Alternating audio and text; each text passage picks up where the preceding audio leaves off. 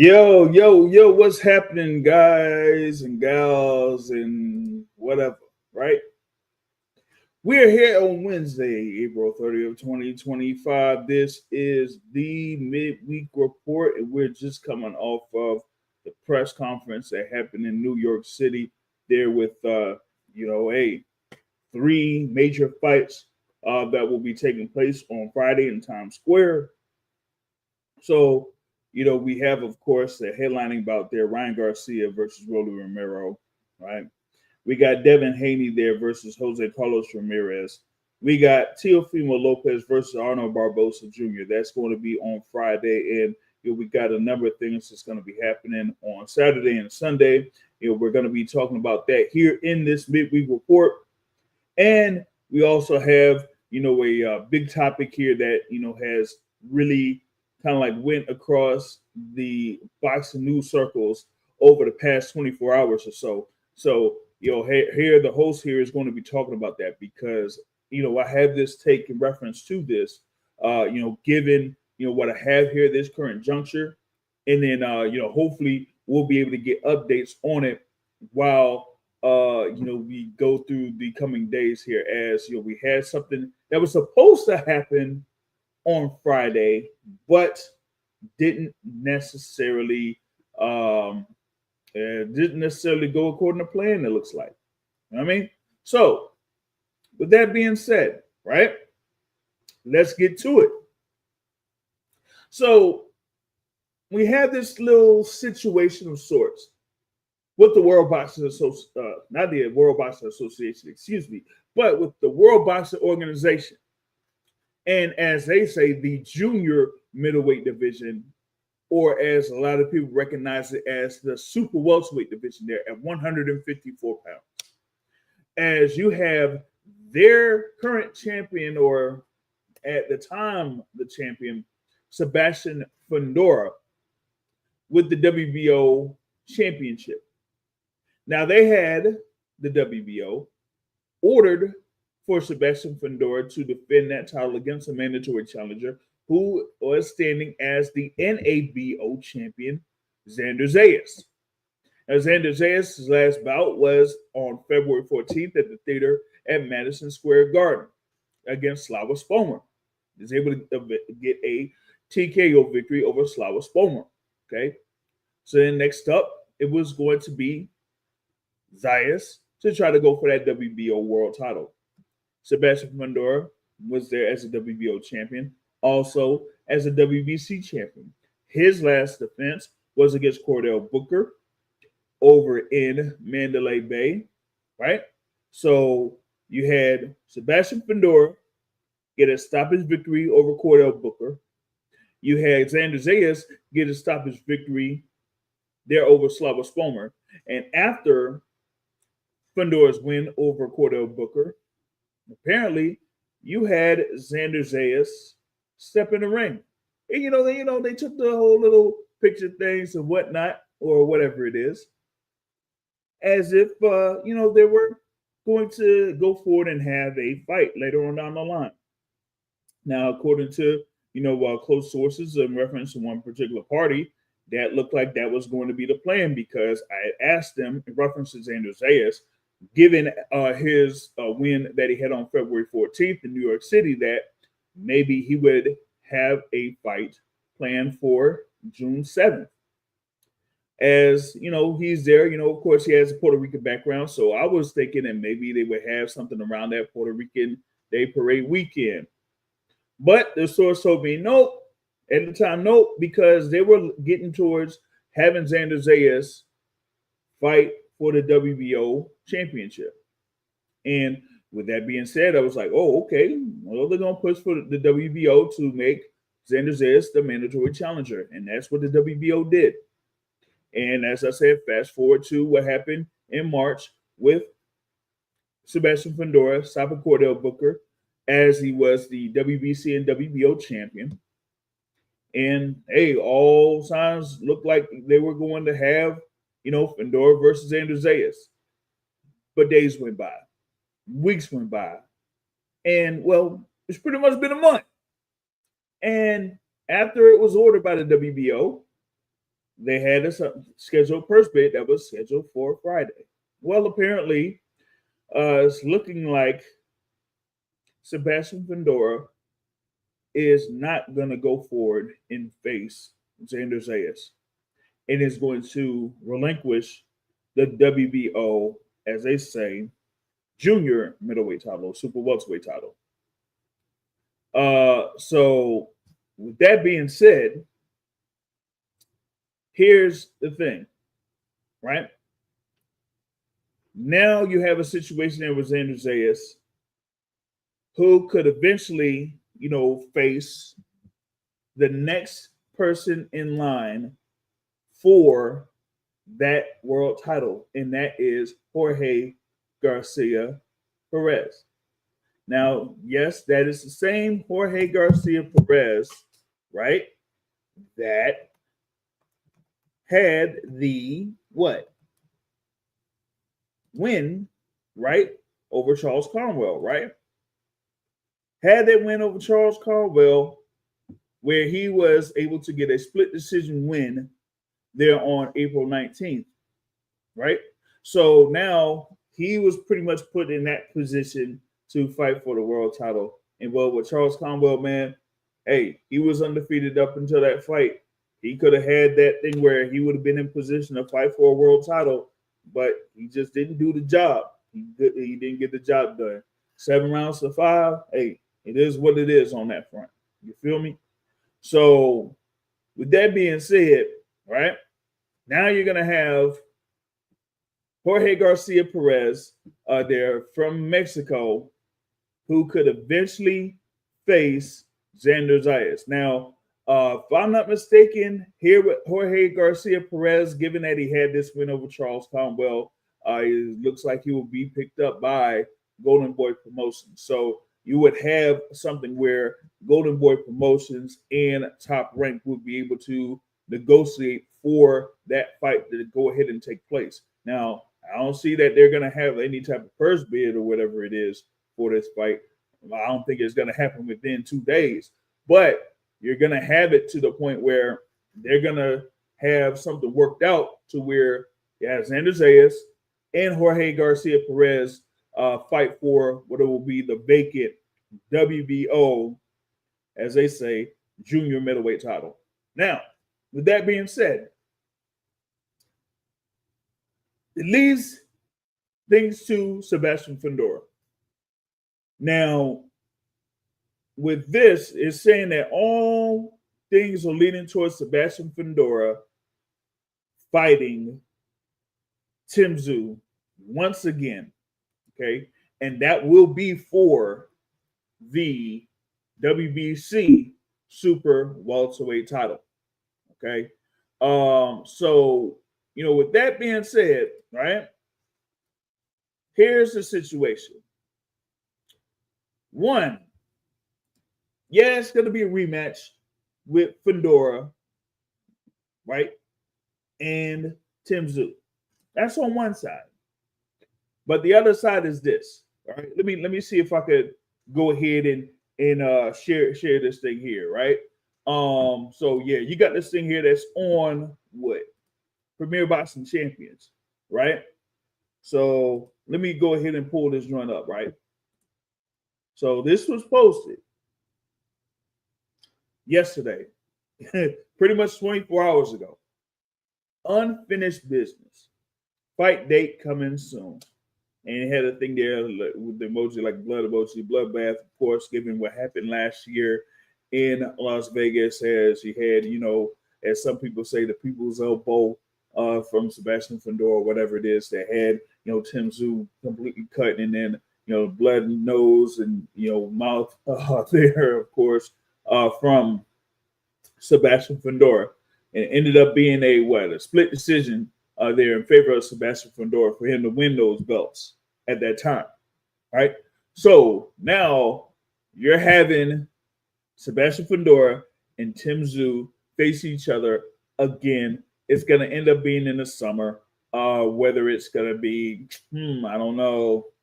I don't know if it's like July 19th or whatever it is, or maybe later on down the line, we'll have to see, because, I think that, PBC or Premier Boxing Champions or Heyman Boxing, actually it's Heyman Boxing, is trying to lock down their schedule for the summer, right?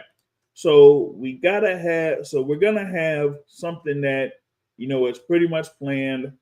Therefore, supposed to be June 21st. It looks like there that you're gonna have what I would say TGB will have something there, right? And then maybe potentially there July 12th or maybe July 26th. As that's right now, at least in Vegas, July 19th is slated for a top rank event. So that's what they have planned, right? Now that being said,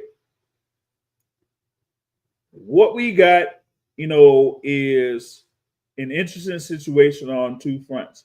One with Sebastian Fundora and one with Tim Tszyu. Now, let me see here if I could try to do something and get this thing back on here. All right, so yeah, we good on this front. Now the thing with Sebastian Fundora, not facing Xander Zayas and going ahead and facing Tim Tszyu.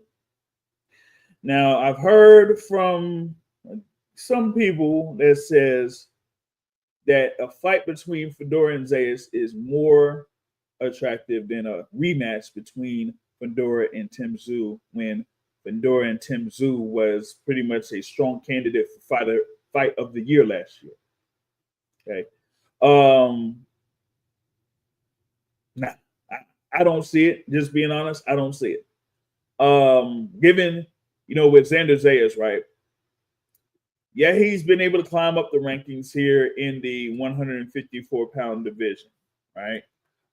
Did talk about his performance that he had against Slava Spomer. Slava Spomer was, yes, undefeated, there, right? But my thing was, given who Zayas has fought, I don't think that he will quite be as an attractive opponent in comparison to Tim Tszyu there in a rematch. I think it's more lucrative for a rematch between Sebastian Fundora and Tim Tszyu than having Sebastian Fundora facing Xander Zayas at this particular point. Okay, whether this fight is going to end up being in Australia or Las Vegas, likely in Las Vegas for what I'm saying. I feel like that's going to be the route. That's going to be the move. Therefore, Sebastian Fundora and Tim Tszyu is to go ahead and have that fight down over in Vegas. Could be at Mandalay Bay. Could be at the MGM Grand Garden Arena or something like that. But you could have that fight. You could have a couple of attractive undercard fights that would be part of it.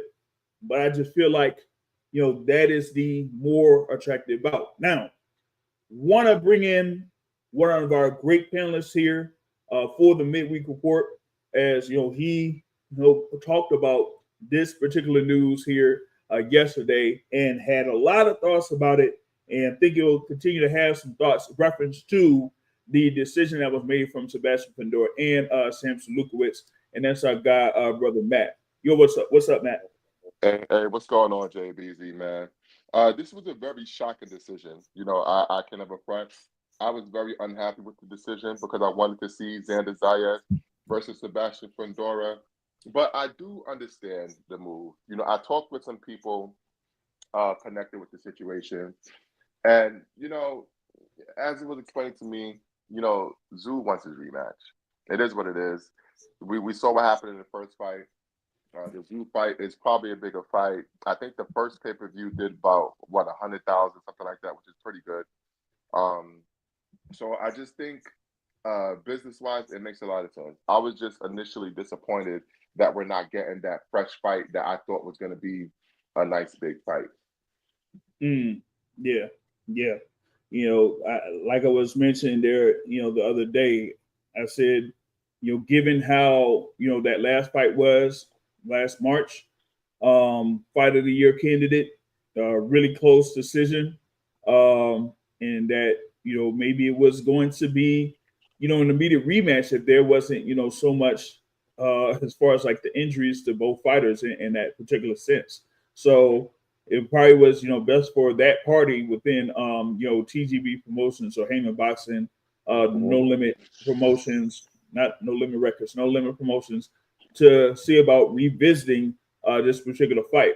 And so, with that being said, this is what they had, or at least on the side of Sebastian Fundora, it's like either, had this thing here with Xander Zayas, or have this rematch here with Tim Tszyu. And I felt like it was more lucrative for Sebastian Fundora to have the fight with Tim Tszyu than to defend both of those titles against Xander Zayas. Yeah. But it also has to make you wonder now what's going to happen with Keith Thurman, because Keith Thurman was supposed to get the Tszyu fight. So I'm sorry about that. We went from having 2 good fights to 1 good fight. But what happens with Thurman? That's my real question. Yeah, and you would think that Keith Thurman would probably have something here. Like I said, I mean, we haven't heard much from Keith Thurman, at least from a social media perspective, since April 6th, at least on X or whatever it is. So I would like to know what's going on there on the side of Keith Thurman. Is there like anything in reference to him as far as like his health? Has there been any news in reference to that? Like I'm not sure. So maybe that could be a factor. From what I was told, Keith Thurman's healthy. Keith Thurman's fine. They're looking at a different fight that they want him to take. But they're not sure if he's going to take the fight. So from what I can gather, this is just me reading the tea leaves. It seems to me that they want Keith Thurman to fight Jermell Charlo next. I think that's what they want, and it's going to take some convincing to get him to take the fight. Because if you think about it, Jermell Charlo was supposed to come back. All of a sudden, his fight got pushed back also, and then this thing happened with Tszyu, which was probably in the works for a little bit. I think that's what they're really angling towards, a Keith Thurman Jermell Charlo fight, if Keith Thurman is willing to take the fight. It'd probably take some convincing on Jermell Charlo's part too, given some rumors in reference to that as well. So we got somebody on the live chat that's grilling Matt a little bit, but Matt knows who that is, so to speak. But that's the thing. Well, I can't see it because I don't have my phone in my hand. Yeah. But you pretty much know who it is. So the thing there with Keith Thurman and potentially facing Jermell Charlo, rumor is that Jermell really isn't much in a rush to get back in the ring, given what may have happened in his previous fight. So that could be one of the hangups here for him to get in the ring with anybody, much less a Keith Thurman. So until that part gets potentially straightened out, then we won't have any news in reference to Jermell Charlo getting himself in a gear to get back in the ring. That's on one front. And the other thing there with Keith Thurman, if he's perfectly healthy, I guess they just proposed a number of other options there for Keith Thurman, as Tim Tszyu is not going to be available for him here at this particular juncture.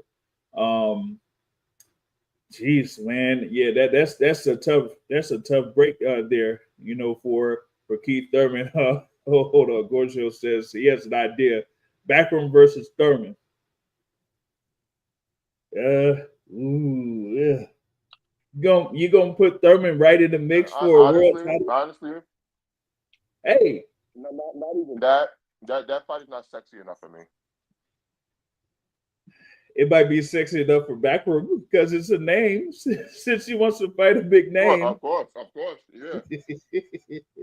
I mean, hey, you want a big name? You didn't think that Charles Conwell was big enough at the time. So hey, what about Keith Thurman? You know what I mean? And I mean, besides that, I don't see like anybody else that's available there for Murtazaliev, except for maybe one fighter that's in the rankings here. And I kind of like reached out to that fighter to see something, but I haven't really gotten much back from him yet. So, a reference to Keith Thurman, he's Let me ask you a question. Do okay. you think that Murtazaliev is gonna have an interim fight, or is he gonna go straight into the fight against the winner of Lubin versus Holmes? Because he's kind of getting to the point where you gotta make a fucking move, dude. Well, they got to make a move. I think he's gonna. I think it's Keith Thurman. Like, why not go for Keith Thurman? Keith Thurman is currently at number 10 in the IBF rankings.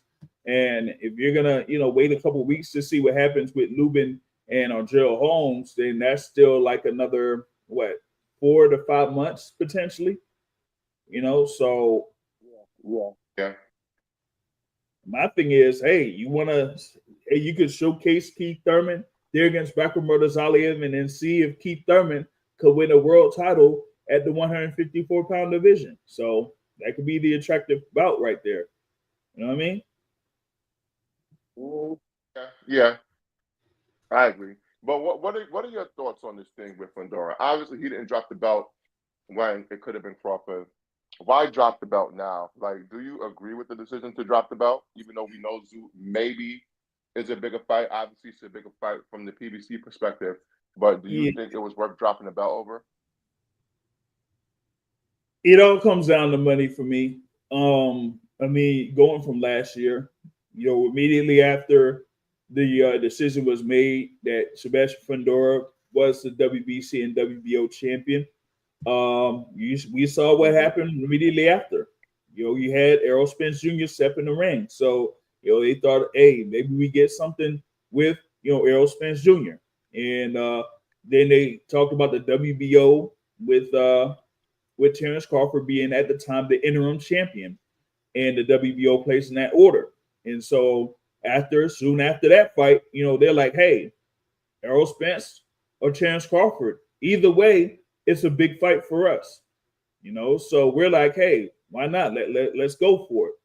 But once the fight with Sebastian Fundora and Terrence Crawford fell through, and then it was, pretty much obvious that the Errol Spence fight wasn't happening.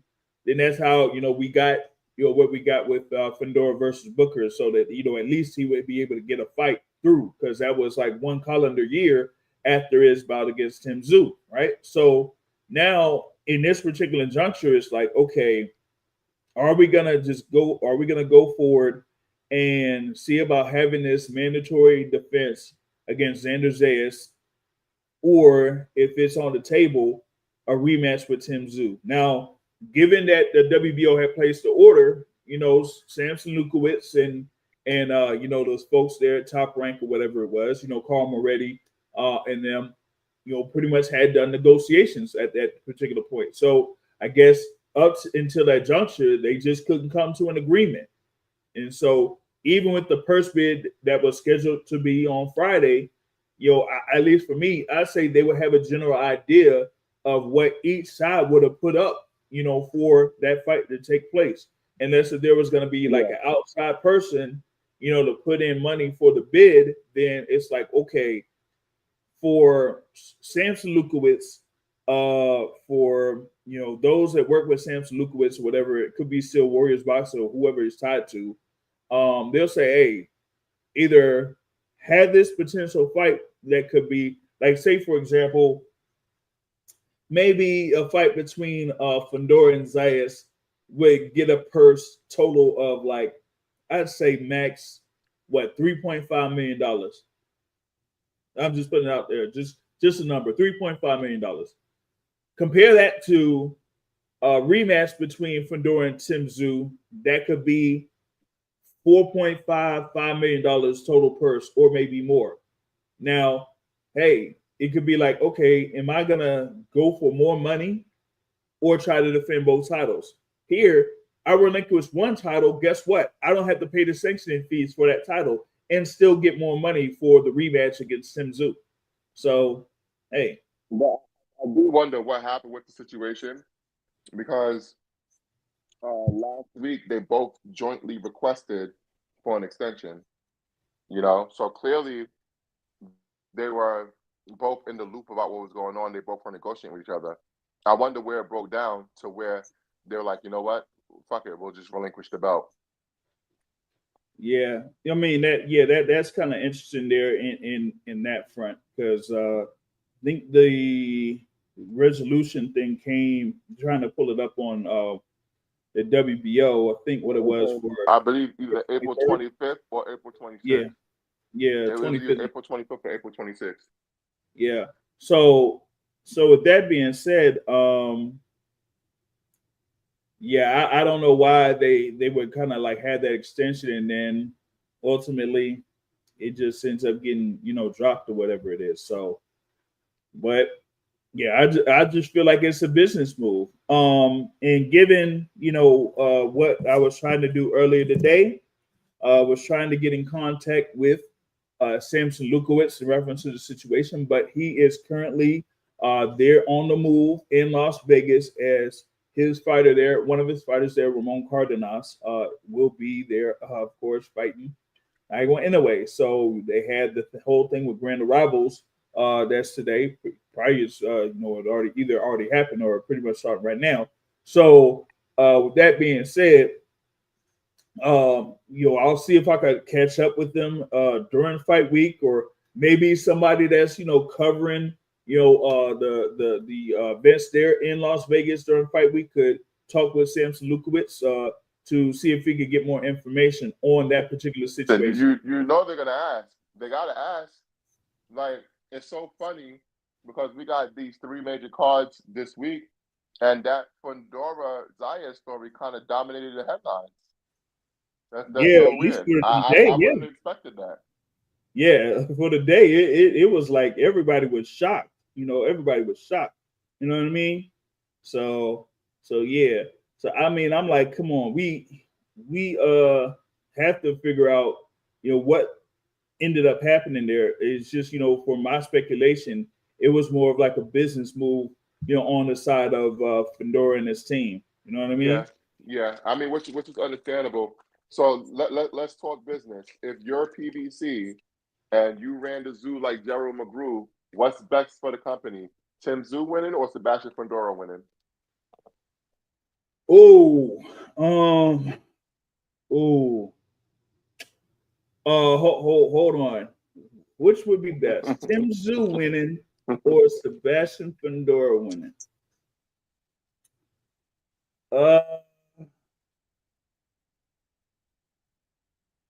Damn, that's a good question. I would say Tim Zoo, but I think it's a toss-up. The only way, but here's the thing with Tim Zoo winning, right? Especially since now it's only going to be for the WBC belt. If Tim Zoo wins, that could open the door for another fight between those two, right? Yeah, or when is the WBC going to call that Virgil fight? I think that depends on Oscar and I forgot who else is out there with Golden Boy, but I mean we've seen Virgil Ortiz out there in New York City earlier today there for that press conference, but he's kind of dealing with what a hand injury of sorts or whatnot. So I'm not quite sure when he'll be fully recovered from that, and if that will affect the WBC moving forward and trying to order the mandatory for their title there on that front. So I have to see how you also have to wonder if he's going to want to go into a championship fight right away off a hand injury. Yeah, you probably, if we can't talk with Virgil Ortiz, they will probably talk with his manager there, Rick Meridian, since Meridian is also managing Jose Ramirez, right? So he's out there in New York City too, doing this thing and whatnot for his fighter Jose Carlos Ramirez. So yeah, man, it's a very interesting situation that hopefully we get more information about here in the coming days, and hopefully not too late in reference to at least the news there with Sebastian Fundora. Now my thing is, what date do they feel would they target this particular bout? Because as Premier Boxing Champions posted on X, it said fight, date coming soon in reference to that. So we got to figure out when that's going to be. July 19th, which is the date everyone's talking about. Yeah, that's potentially it. Now what's going to be? Well, wait a minute. I have to go back to the thing there for the Nevada State Athletic Commission. Because I got to see that Top Rank has something planned for that date as well. Let me see if they have the date. Okay, so they're planning something for the Fountain Blue in Las Vegas on July 19th. That's Top Rank. And then you also have Bam versus Cafu at the Frisco that was recently announced. Yep. Sorry, Frisco. So you have that unification bout. You're gonna have Trevor McCumbee versus Diego Pacheco as the co-feature bout on that card there for Matchroom. So July 19th is going to be a really busy day in boxing there for sure. So we got to see how they're going to lock things down for at least this particular fight between Sebastian Fundora and Tim Tszyu. And hey, maybe if they do it for July 19th, maybe that'll be the date for what we're gonna have. Maybe Oshaki Foster versus Cool Boy Stephen Fulton. No. I think that's going to the 10 card. If 10 comes back in August, it's going to the 10 card. Yeah. Well, if that's gonna be, I think Fundora versus Tszyu is not going to be a main event. I'm telling you. I think it's going to be a co-feature. Depends on what the main event's going to be, because it depends. Because I got to figure out what's going to happen. What is it by May 10th? I think it is. No, May 12th, the election. May 12th. Yeah, May 12th. Yeah. So we got to figure out what happens on May 12th first, and then after that, then Filipino guys, please don't vote for Manny Pacquiao. Don't vote for Pacquiao, Filipino guys, please. Come on, man. Oh, come on, man. Hey, he says he's a servant for the people of the Philippines. I don't know. Maybe he could be a better servant of the Philippines with the money he could get for this potential fight. Oh man, that's gonna be something, man. But yeah, that's definitely some moving around, moving and shaking there in the 154-pound division. You know what I mean? So we'll see how that goes. I mean, all right. So next up on the docket, of course, we got these fights that are coming up this weekend. We just got done with the press conference over in New York City. There for that fight card that's supposed to be in Times Square. According to some people, they think that it's going to be raining during that fight. I don't know about all that. But looks like, we had a good amount of back and forth going on. Teofimo Lopez was talking a lot. Dev Haney was talking a lot. Ryan Garcia was talking a lot. Bill Haney and Oscar De La Hoya got into it. Talk about selling a fight card. Well, hey, they definitely did their job in selling a fight card here today. So it makes for, I guess, a good buildup, but it still doesn't take away from two of those three fights having significant favorites on there. As Ryan Garcia and Devin Haney are highly favored in their matchups, respectively. Where you had like Ryan Garcia at like 10-1, as high as 10-1 on some sports books, and Devin Haney as high as 12-1 on some sports books.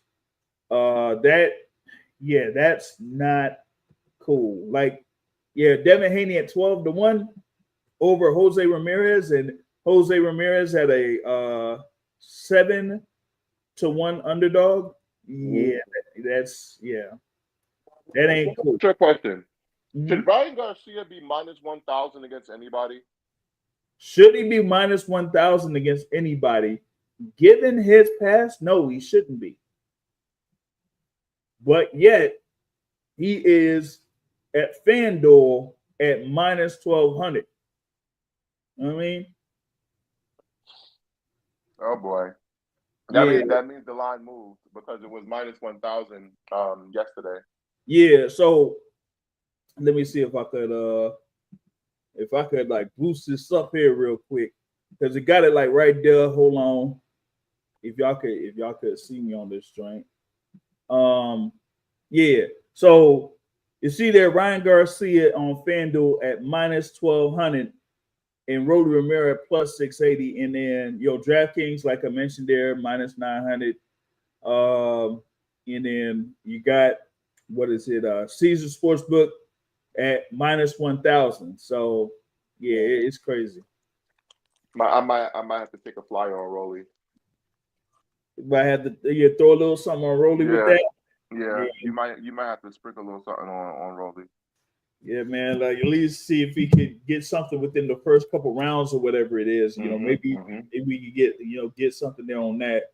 And like I said there with Devin Haney, you can see two of those sports books, FanDuel and DraftKings, and minus 1,200, 12-1 favorite over Jose Carlos Ramirez. Now, I mean, I looked at the open workouts, for these fighters and stuff like that, and I don't know, maybe Jose Ramirez could have something here for a couple of rounds, but Dev hasn't been in the ring for a year himself, and he has like a lot to prove as far as like a quote unquote redemption tour or whatnot, given what happened on April 20th of last year. Now, up until that particular point, Devin Haney was undefeated, 2-division world champion, former undisputed lightweight champion, WBC super lightweight champion, was considered by some to be among the pound for pound top 10.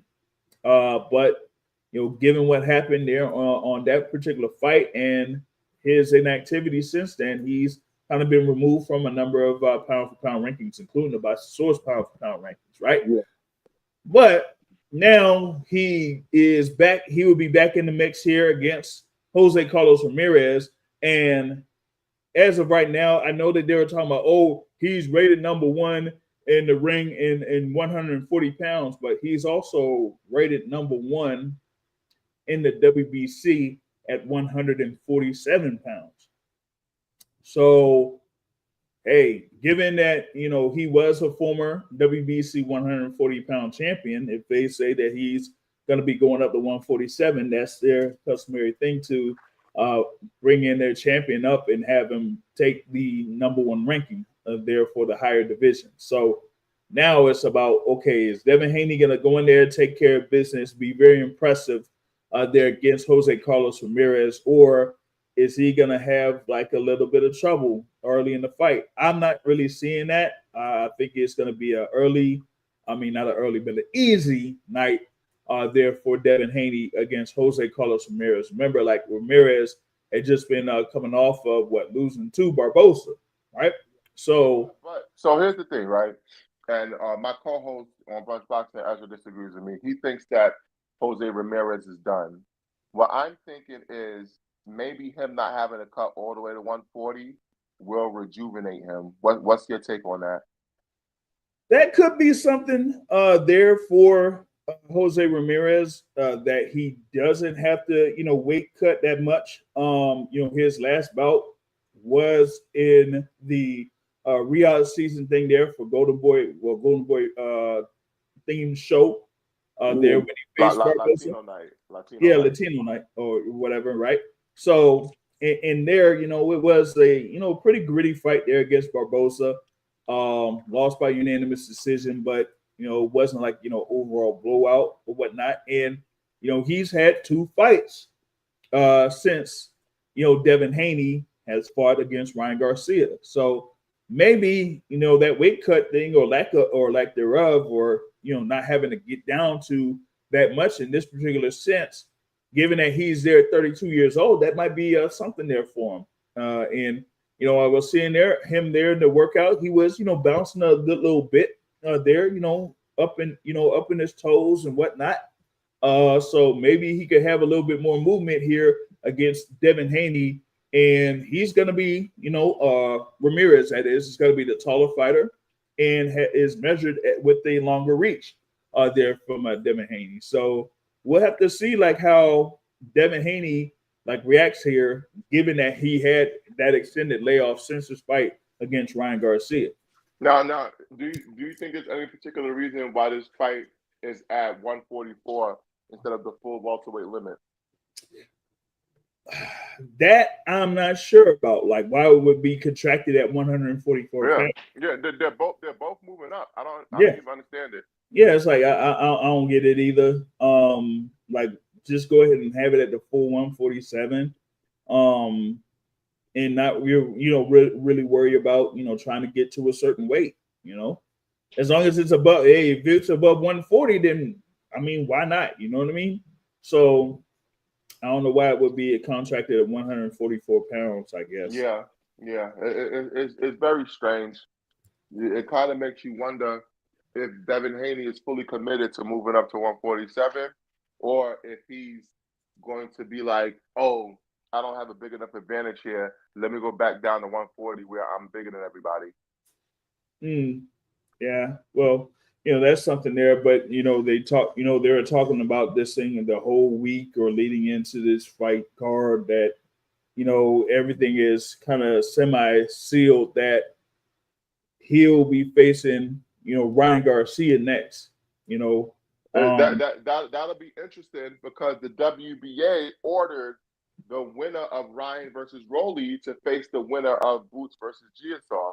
So I'm wondering how that's going to work. Or how that's going to work. They're going to pay off Devin Haney to not continue the lawsuit because the lawsuit just got dismissed on the 24th. I just checked the update on the lawsuit. The lawsuit got dismissed because they were satisfied with the settlement. So I'm wondering if whatever agreement they have, right? Saying even if the fight doesn't happen, we won't sue again, and maybe they paid them off some money. Right. But you brought up that key point there in reference to the main event with Ryan Garcia and Rolly Romero is the WBA being involved with it, saying that the winner will become the WBA regular champion. They're at 147 pounds, and that you have, I guess, a playoff of sorts that the WBA has tried multiple times in multiple divisions, but sometimes it never really come to fruition.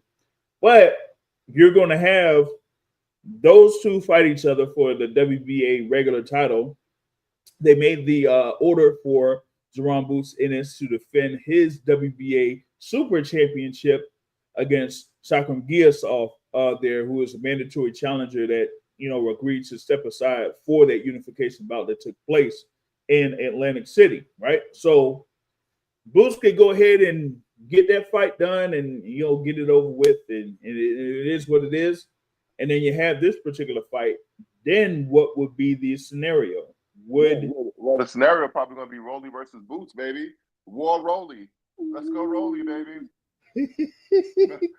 Come on, Rolly. Let's go Rolly. Yeah, let's go Rolly, man. Listen. Hey, I know. Hey, that's why I gotta put down for it. Hey, I go on FanDuel. FanDuel has him at plus 680, man. Come on, let's go. He's like, let's go Rolly. He's like, let's go Rolly. Oh, come on, Spec like that, man. No, we gotta upset the apple cart. Hey, listen, you heard what Rolly said there in the press conference. He said, listen, after I knock him out, you could go ahead and have that rematch, and then he'll move ahead. And then he'll fight Boots in this. Oh man. Oh man. All right. Let me say it says, how do you see the TL fight going? Oh, all right. Oh, that all right. Now I've kind of, I've said this in reference to Teofimo Lopez in this fighting style usually, and being at, I was there for his fight against Sandor Martin that ended up being a split decision. He does not necessarily like to fight guys that are based on fighting off their back foot or more defensive minded. He wants to be more of like a counter puncher, quick twitch counter puncher type of thing. Here in this particular bout, I would be interested to see if maybe that his style has changed. He looked like he was trying to, walk forward and try to be an aggressor there in the workouts and stuff like that. He was very loose, very confident, cool, calm, and all that type of stuff. And then, he put on the El Gran Luchador gimmick here at the press conference today. But I really want to see like how he approaches this fight against Barbosa really early in this. Barbosa, going in there as a supposed world warrior, like he did in his last bout against Jack Catterall. He's like, hey, he feels like the pressure is not really on him in this particular instance because he's going in as the underdog, as a guy that's not been the world champion, lineal champion there at 140 pounds. So I feel like it's going to be more on Teofimo Lopez if he changes his approach here in this particular fight against Arnold Barbosa Jr. Now, Barbosa is listed at 5'9" with a reach of 72, and Teofimo is listed at 5'9" with a reach of 68.5.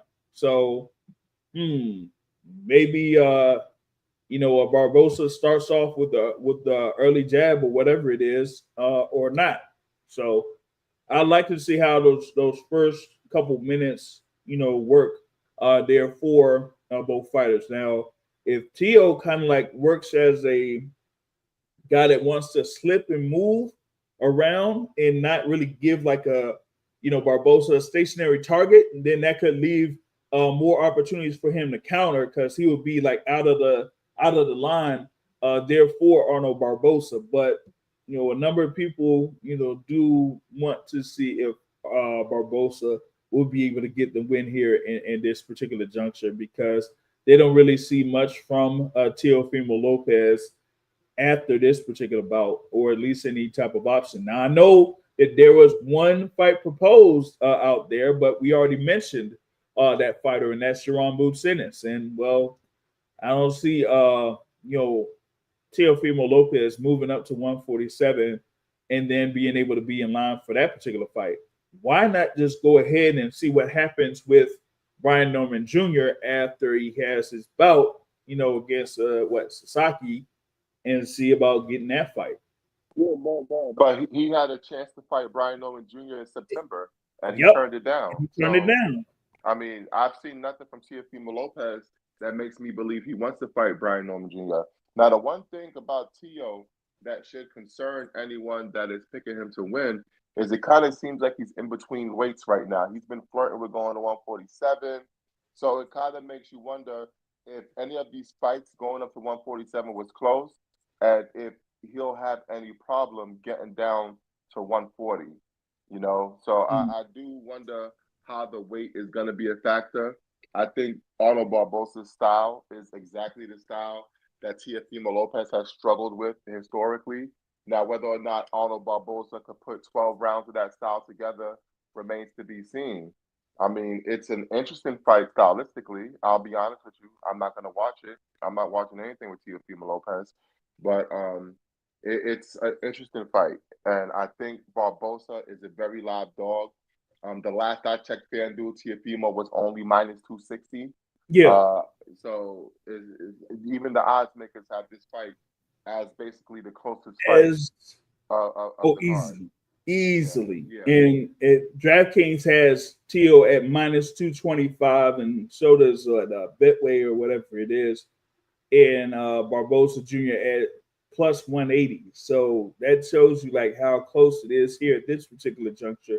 Let's see what happens here after the weigh-in or whatever it is. If some people are gonna put more money towards Arnold Barbosa Jr. in this juncture, but also with Teofimo Lopez, like this is one of his bigger bouts that he's had for some time. He kind of like performs up to the competition. It looks like he had his performance there against Josh Taylor. He had that performance against Vasyl Lomachenko. And now you have another highly rated fighter that's undefeated in Arnold Barbosa Jr. So I like to see if he is going to be in a different mindset here for this particular fight, as far as like being in the ring, not like what he's been doing during fight week or whatever it is. So do have that. You know what I mean? So that like rounds out that particular card. Of course, you got Santos Saul Alvarez Barragan that is fighting William Skull, and it's going to be for the undisputed title there at super middleweight in Riyadh. We've heard some rumors in reference to William Skull being in camp, and some rumors about Canelo Alvarez being in camp, and all that type of stuff, and that it could potentially make for this fight to be an absolute stinker of a fight. But I'm still highly favoring Canelo Alvarez. You talk about odds for this one, it ain't even really all too good at all. Like, you got 40-1 in favor of Canelo Alvarez for this fight. It tells you that, like, William Skull, they say, man, William Skull ain't that dude. Like, he ain't that dude.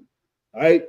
I felt like William Skull didn't really get that win there in that fight where he actually won the IBF super middleweight title there against Vladimir Shishkin. So now, now he gets put in position to fight for the undisputed against Canelo Alvarez. Hey, more power to him, but I just don't see a path for victory here for William Skull over Canelo Alvarez there. Him even at being at 5'11" or whatnot, Canelo's fought multiple guys even taller than William Skull, so that won't be much of an issue there for Canelo, unless William Skull has any type of punch that could really give Canelo some respect, or at least has some type of real good movement. I don't see where Skull is gonna have give Canelo many issues. 23-0, but 9 of those wins by way of knockout. I believe in upsets there, Smack, but this ain't the one. This ain't the one. It might be. It might be. It might be. If see, the thing about William Skull is he can move, but he moves early. He does struggle with his gas tank to get over the finish line. So you might see somewhat of a late stoppage. But hey, listen, if he can move for 12 rounds, he's going to give Canelo a lot of problems because he is such a negative fighter. And given that, if you had that title as him being a negative fighter, is that going to have the judges that'll be in attendance for this not really lean towards giving rounds to William Skull? I think that depends on where the judges are from. Some judges like that back foot boxing shit. A lot of people thought that Vladimir Shishkin beat William Skull, but because of his style, because of the type of judges that they had, they did favor William Skull over Vladimir Shishkin. So, who knows if the same thing can happen here. I think this is one of those fights where we have to see who the judges are and where they're from, because you could kind of tell how a judge is going to score a fight based upon the region that they're from. Yeah. And I was seeing if they had somebody that maybe I recognize there, at least for this last one. Maybe we had Robert Oil, who's based in Las Vegas or whatnot. But outside of that, I have no idea who those other judges were in that Shishkin fight. And then I don't know who they're likely going to hire here for this Canelo Alvarez fight against William Skull. But like I said, unless if it's like you were mentioning, judges that do favor a lot of movement, and if Skull kind of like controls the pace of the fight, then maybe they'll give more rounds towards William Skull. But I'm just not seeing. I just don't feel like that's going to be the route that's going to end up happening there, and I feel like Canelo is just going to be able to wear down William Skull and get the win there, pretty much in the late rounds. Now, we do have like a world cruiserweight title fight on there with Badou Jack and Noir Mikaelian. But for me, even though you have a heavyweight bout, that Matt is kind of like in favor of a little bit. My fight of the night is the rematch between Jaime Munguia and Bruno Sarachi. Okay. Oh Now, my, bro, who cares about that fight? come on, man. Listen, you know how I feel about Jaime Munguia, and how I feel like he is just overrated, man. All right. And what happened last year with it being an upset of the year and a knockout of the year, I think it was like pretty much something that, hey, it was bound to happen. Now here, unless Munguia is like somebody that has a complete 360 or something like that, unless if he has something that could really hurt Bruno Sarachi or could overwhelm him, I could see another knockout victory for Bruno Sarachi.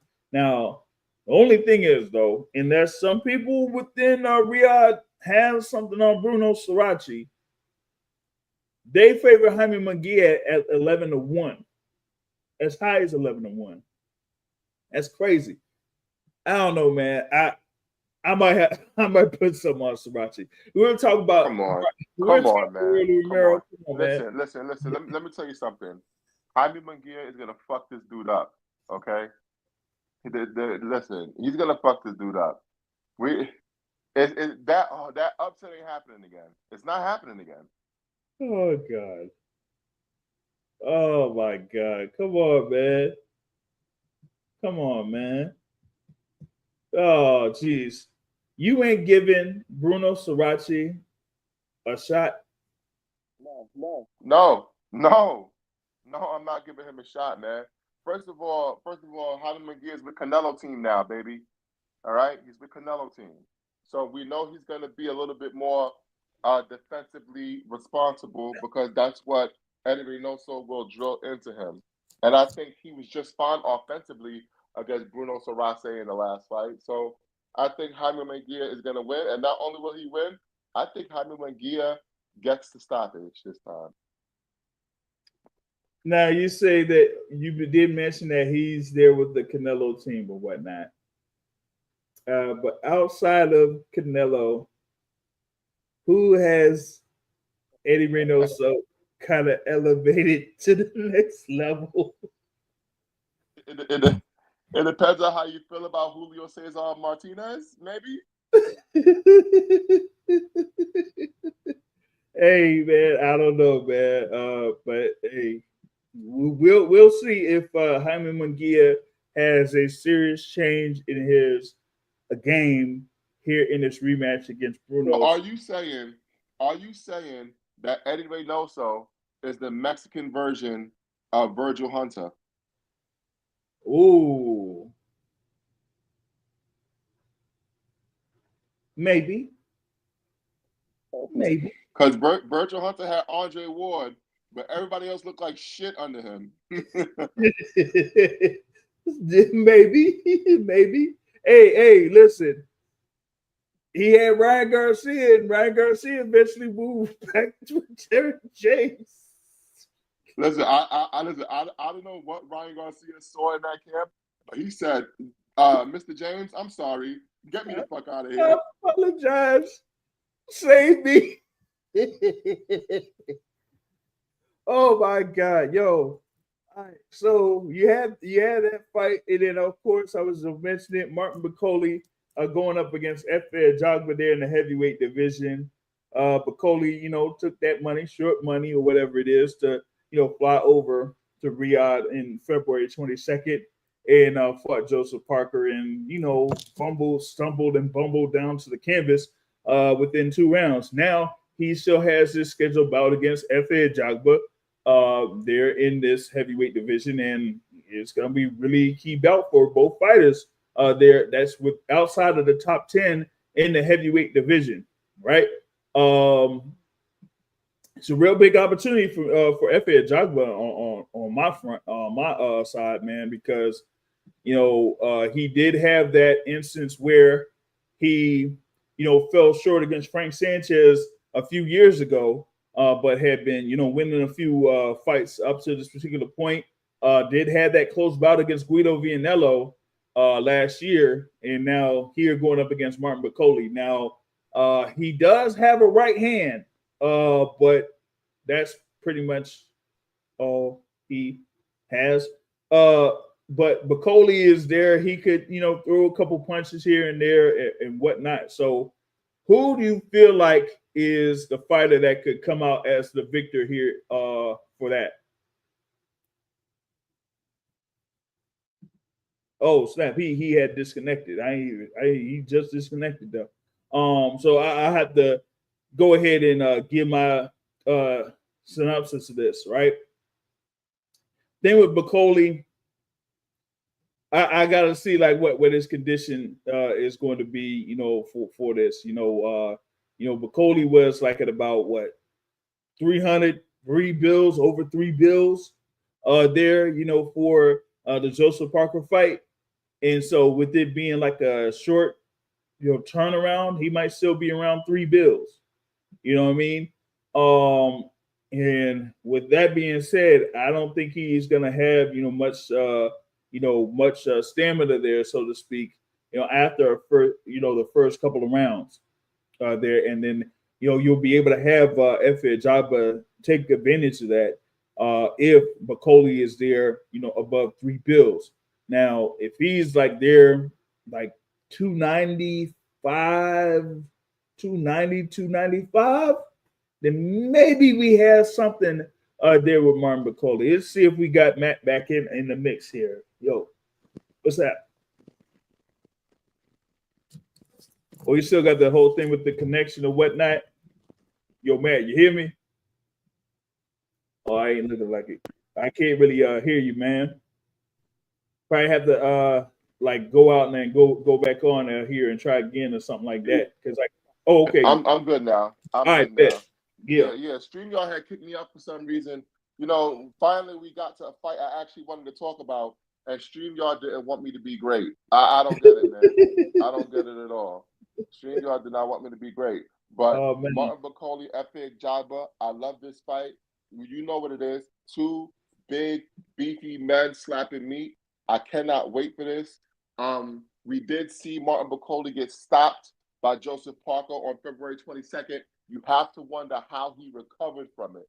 Is he going to be compromised in this fight? He says he's had a full camp this time.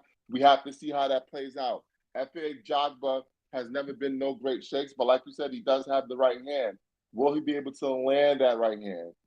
He has, listen, Efe Ajagba has like devastating power, but his problem is that he's never had a great delivery system for that power. Has he improved his delivery system enough that he can land that right hand on Martin Bakole and make Martin Bakole respect him? Because if he doesn't, he's going to get run over. This fight is going to be a car crash of epic proportions, and I love it. Yeah, both fighters are around the same height. They have Ajagba listed with the 85. With the reach of 85, it doesn't have it there for Martin Bakole, at least not through the box rec, but you pretty much kind of like the surmise that you could be around that same range. So, yeah, it's more about who's going to be able to land their right hand faster or better here in that one, man. And, hey, I mean, you could all but say it's a knockout, waiting to happen there for that fight that's going to take place. They do lean towards Martin Bakole around, minus 475, so close to 5-1 odds in favor of Martin Bakole. They got Efe Ajagba at plus 330. Listen, I don't know if I like that. To me, that's a fight where you don't pick a winner. You either look at the knockdown bets or you pick the fight to not go the distance. I wouldn't bet on that fight. I really wouldn't. Yeah, like on the money line, I don't think so either, man. I checked the thing there with let me see if they got this thing here. Okay. Yeah, for DraftKings, like I said, minus 475. On the money line, it says 84% of bets placed towards Martin Bakole on there. But at least with DraftKings, you don't get the result there. You probably do get it through FanDuel though. Most likely, you usually do on FanDuel there, but DraftKings they don't have the thing there as far as like fight outcome. They don't have it there for DraftKings on that particular fight. So that's something.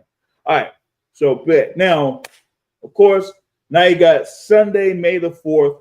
You got Naoya Inoue there in Las Vegas defending his super bantamweight championships against Ramon Cardenas. There got you talk about like why, like the odds is crazy. Here it's even crazier. They got Inoue at like 50-1, around 50-1 from what I was checking. 50-1. That's come on, y'all. What are we doing? That's insane. Wait, hold up. I was looking at it. Oh man, like 50-1 on DraftKings. But let me check. I'm gonna verify this thing on FanDuel, right? Because it's looking on this ProBoxingOdds.com. It's showing FanDuel has Naoya Inoue at minus 8,000. That's not worth betting on. That's not worth betting on. Yeah, it's not worth betting on. That's like, what's the point? Like you probably you probably wouldn't even want to bet on that fight on anything. Like not the money line, not the result, nothing. It's funny. The last couple Inoue fights, they have had the method of victory knockout. They've had that locked where you can't even bet it because they favor him to win by knockout by so much that you can't even bet it. So same thing here. Oh wow. Same thing here. Wow. So that's probably like minus. It has to be at least like minus 10,000 or more if you lock it. Like points of decision for Naoya Inoue is at minus 500. So that just shows you how insane that is as far as like the overall matchups. Yeah, Cardenas is hailing from the San Antonio area or whatnot, and is backed by Samson Lukowitz, but yeah, he's in for a big one there, right?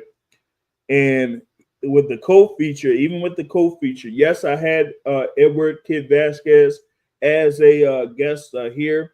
Was able to interview him. I talked with him before he headed out to Vegas for this fight week. They have him at plus 610 against Rafael Espinoza, and Espinoza is at 11-1 favorite out there, and that's for the WBO featherweight championship. So they're heavily leaning towards Rafael Espinoza in this one. And I'm like, man, y'all are they selling Vasquez short here, or they saying like Espinoza is that good? Because I mean, I've heard some people say that maybe Espinoza is the top rated guy at 126. I don't see how anybody would know that when they don't fucking unify. Yeah, you ain't had no unification bouts at 126 like ever. Almost like what are we doing? So how is anybody supposed to prove that? You know what I mean? So, but with Rafael Espinoza, I mean, he's had his bouts there against Robeisy Ramirez. The last one he made, Robeisy Ramirez quit. But now he's going up against his upstart here in Edward Kid Vasquez, and Vasquez is really looking forward to this here. What do they got him at? I was trying to see where. Oh, we had him at number 10 in the WBO here. So with that being said, he's looking to try to go and get this win to become the new WBO featherweight champion there. So that is another key bout to look out for. You're also going to have Rohan Polanco on that fight card, going up against Fabian Maidana in the welterweight division. Yep, that Fabian Maidana, he's had 2 fights since he lost to Mario Barrios last May. So, and they were in his home country in Argentina. So that's going to be an interesting style matchup between Rohan Polanco and Fabian Maidana. Rais Salim is on that card. Emiliano Vargas is on that card. So that kind of shapes up the fight week here coming up for Cinco de Mayo weekend, as they say. So hey, that's what I got. I mean, that's covering everything here for the week. I was trying to see if there was like any other news and notes here. I talked about the thing there with Matchroom's announcements. You know, you have Bam Rodriguez going up against Fumulele Cafu. You got to have what is it, a rematch? Well, that Khalil Cole rematch. Yeah, I'll talk about that later. You know, yeah, that's in Mexico, I think. Yeah, it's in Mexico. And you're also going to have they did announce a thing there for Richard Hitchens and George Kambosos Jr. That will be at theater in Madison Square Garden. So that kind of like rounds out most of the stuff that's happening here in the sport of boxing so far. What else? I was just seeing something there in reference to some stuff where you could apply for Jake Paul, Julio Cesar Chavez, or a thing there with Taylor Serrano 3. But outside of that, we pretty much like covered everything that I needed to cover here for this midweek report. Anything else from you, Matt? Here? No. Listen, everybody, just enjoy the fights this weekend. We got a lot of different fights. Whatever your flavor is with boxing, there's a little bit of variety for everybody, something for everybody. So just enjoy the fights this weekend, man. And, away we go. Yep, for sure. And like I said, for Monday, all right, it's not going to be Sunday night. It's going to be Monday. You're going to have the Boxing Source podcast, and it will be the 10th anniversary of the Boxing Source podcast. Now, that'll mean that, for the next couple of days, I'll be working pretty hard and getting a few clips together there to go over a few of the moments there from the Boxing Source podcast beforehand, the Boxing Source radio show. So I hope you don't have that clip of Nate Campbell threatening to kick my ass. No, I might talk about Nate Campbell saying that Anthony Joshua is like an overrated heavyweight. But we'll have a number of clips there that's going to be part of the reflection show. So that's going to be about I'd say about an hour and a half or 2 hour show or something like that. So y'all look forward to that. And until then, y'all be sure to enjoy the fights here this weekend, and I'll catch y'all later. Peace out.